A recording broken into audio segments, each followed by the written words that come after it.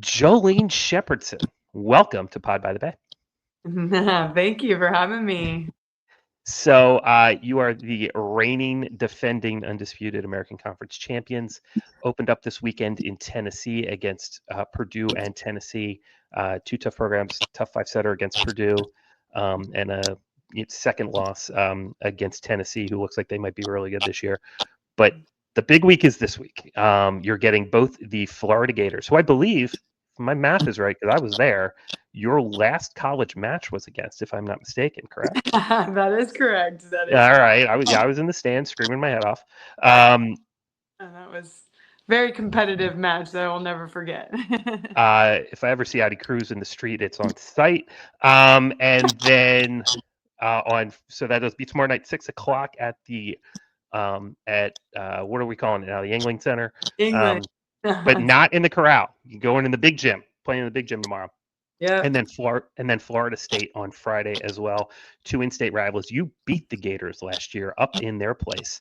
Yeah. In what was Mary Wise's ended up being her last season at UF. So talk about this year's team, how it's different, and why this community should be super kinds of fired up for two fantastic volleyball matches this week. Yeah, we are just a little bit more talented, so it's going to be a fun, very exciting match. New coaching staff for them, but we have a very dynamic crew. The returning player of the year in our conference last year, she's a senior impact player, was very dynamic and ended up playing over in Brazil this summer and has gotten even better for the U23 team and won gold. So in the Pan American Junior Games. So she's coming in, just a lot of talent, a lot of drive. She's played them for the last 2 years. 2 years ago, we lost to them in 5 at our place, but she was a major point scorer then. Then when we beat them at their place last year, major point scorer, very impact player. So she's live and active again last year for her here. And then we have just some talented kids that we got from the portal that make us a lot more physical. So better matchups with physicality, but still have the fight and desire that, South Florida's always brought. You were talking about Maria Andrade there, who is your all everything outside. What do we need to see more of from her and from her teammates if this team is going to continue to improve as the season goes along? I think just the connection. We have new setters. We had the setter of the year last year, Caroline Dykes, and did a phenomenal job and had major connection with Maria. So we have a couple good consistent setters, but it's still new. They've only played a couple matches together.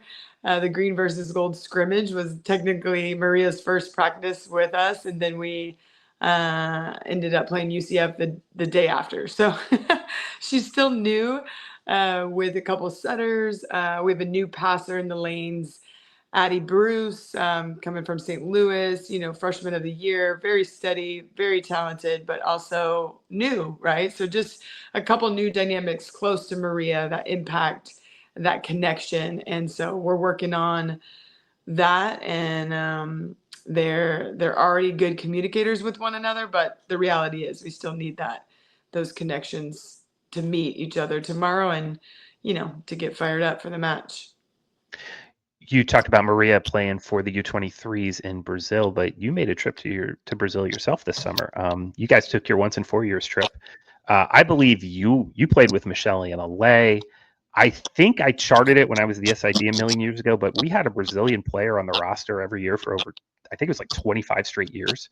There was at least one Brazilian on the roster. Talk about this program's connection to that country, why it's so important, and what you guys learned out of being down there this summer. Yeah, as a teammate of Ale and Michelle and kind of watching Paula and different Brazilians, as I was growing up here as a young player, and that passion and drive is definitely the heart of South Florida volleyball. I loved playing with them, and they definitely played a whole nother level and bring the love for the sport that country just resonates, the passion. And so for us to go back there, really meant a lot to be in their teammates' home, Maria's home, to be surrounded by her culture and understand where she has come from, and where a lot of players in our past have come from. Um, just meant a lot. It took it to a whole nother level of really understanding her a little bit better, and also being a little uncomfortable themselves, like eating different food and kind of going on the Brazilian timeline versus the American timeline. There's a lot of little nuanced things that we had to adapt to. And I just think that was a phenomenal challenge for us coming into the season, because it connected us in ways that we could have never been connected, with having some newer players that are going to be impact. So just the adversity and the experience we had there was very how do I say, just I guess we're just very grateful for that opportunity, that donors and other people that put together that money, that income, to be able to go down there, take the whole team staff to really work through things that are going to help us on the court, but also, just memories that will last a lifetime for these young women. Yeah, I am as a old friend of Michelle and LA's, and then like Flavia and Juju and like everybody else that came through. I have learned about Brazilian time. Brazilian time is just like when they get there. That is Brazilian time. Barbecue starts at 8 o'clock. See you at 10:30. We would sit and eat lunch for over like 2 hours. Like what? No, in America we don't do that. We like eat on the go, take it as you go. And we're sitting there like, what are we doing still here? Yeah, it was very. We had to get used to some of that stuff. It was awesome though. It was really great memories. When Juju brought her team up, she has a team of 12 and 13-year-olds that she travels with to help them get college scholarships and things like that. So she comes up and she calls me. She says, "Hey, we're at Olive Garden. Come eat with us at Olive Garden." And so we have eaten with 18 girls ages between like 12 and 14 from Brazil in an Olive Garden. You have not lived. They're singing, they're dancing. It was unbelievable. Oh, it was unbelievable. Like I love just it. I love it. wild stuff. Absolutely wild.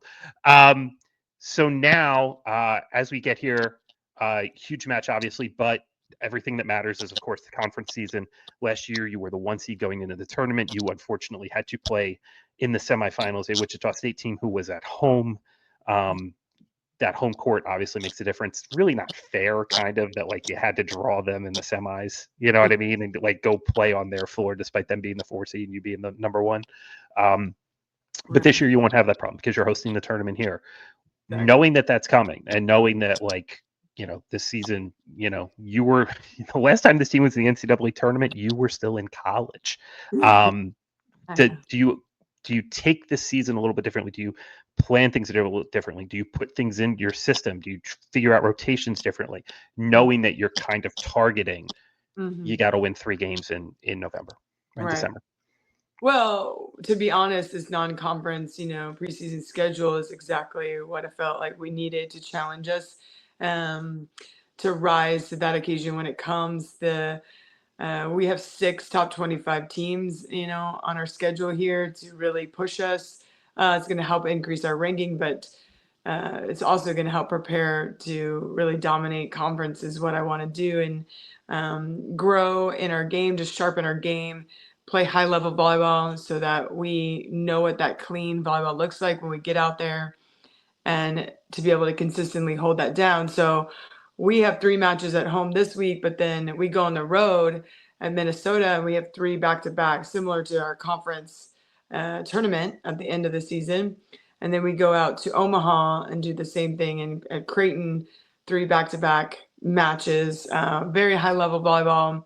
Day 3 of that tournament, we're playing Kansas. So it's trying to simulate that, and really connect my team under that type of environment, under that type of pressure situation, getting them to work through those things and really see the game be pushed and see how we can come through.